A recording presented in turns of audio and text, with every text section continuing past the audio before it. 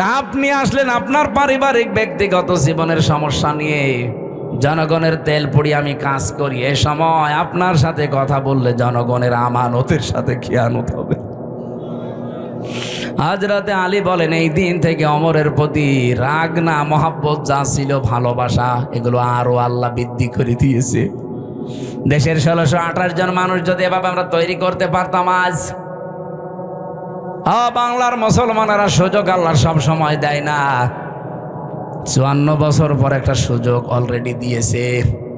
এবার যদি হাতছাড়া হয়ে আবারও চোর ডাকাত আবার এসে যায়, 100 বছরে এই সুযোগ আর পাবেন না। আমি বলছি না আপনি এই লোকটাকে দেন, এই লোকটাকে দেন না।